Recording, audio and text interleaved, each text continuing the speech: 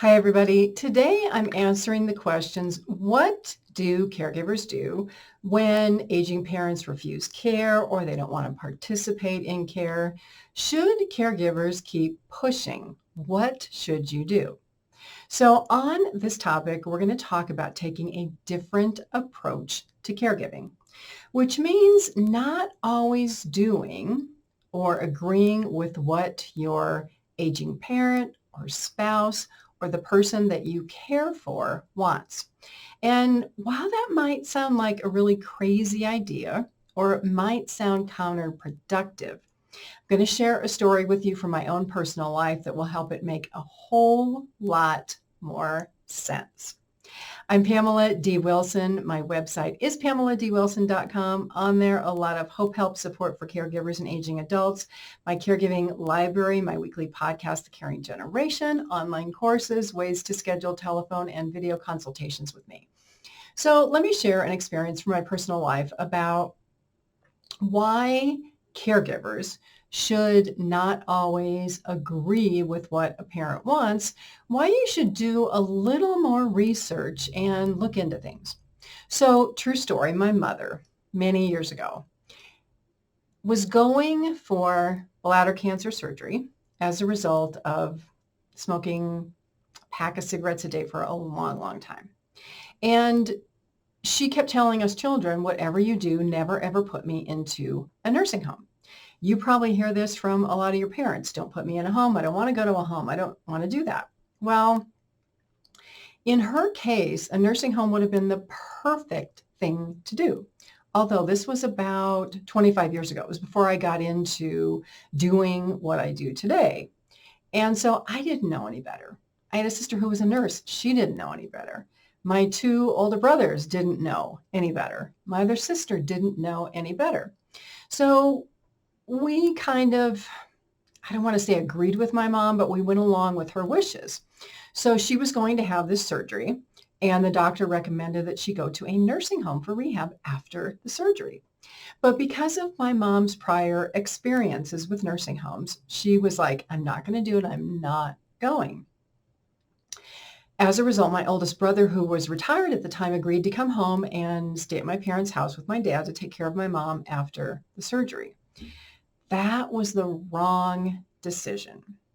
So what we as children should have done was to learn more about why the doctor was recommending a nursing home, which today is called, rehabilitation community, short-term rehab. It wasn't that the idea was that my mother was going to go there forever. It would have probably been for 1 or 2 weeks, which would have been hugely beneficial.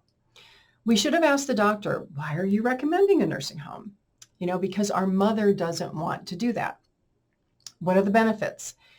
What are the effects of the surgery on my mom? What is she going to feel like after the surgery? Is a home environment the best place for her after this surgery?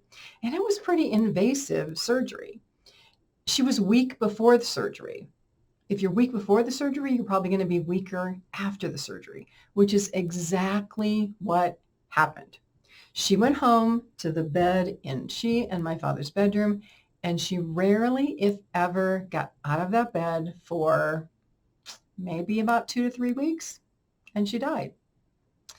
If she would have went to rehab, she would have gotten out of bed every day. She would have gotten exercises. She could have had nursing supervision. And not to discount the effect of the surgery. I mean, it was a lot. She was probably in a lot of pain. Her pain could have been managed better. Her nutrition would have been better. I mean, all of the support of that nursing home that she so didn't want to go to could have made the difference between her life and her death, but she didn't realize that. Now she may have been too tired to realize it, too exhausted. Looking back, I think, why go through that surgery if you're just going to go home and lay in bed and die? I know that sounds horrible, but when we are caring for our parents, and for the caregivers or the legally responsible party, who could be a power of attorney or guardian, we have to think about all these things. And we have to talk reasonably to our parents about things that they might be dead set about not doing that can make the difference between life and death. The other thing that I encourage you to do as caregivers is that your life experience and everything that you know and have learned is so different from your parents. And I'll share another real life example from my parents' life. When my mom passed away, I was the executor of the will and all that. And so I was at home and I'm going through all this paperwork.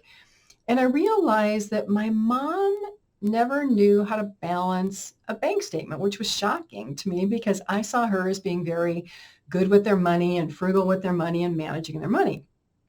But if I knew that, that would have been something I could have volunteered to do for her every single month so she wouldn't have to worry.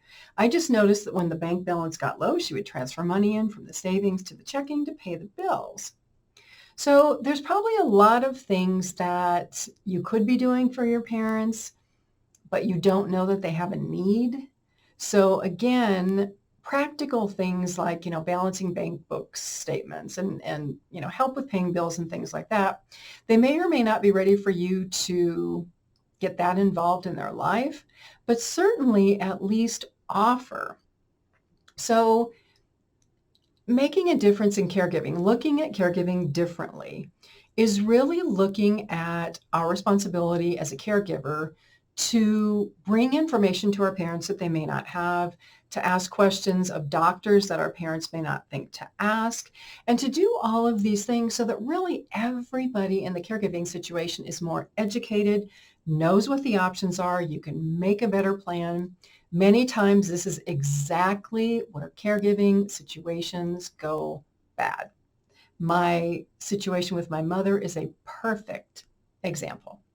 I'm Pamela D Wilson. Please press the share button on this video. Share it with other people that you know who are looking for hope, help, and support. Also visit my website, PamelaDWilson.com. On their articles, my blog, my weekly podcasts, videos, hundreds of videos actually here on YouTube, my online courses, and a lot of helpful information for caregivers and aging adults. Have a fabulous day today.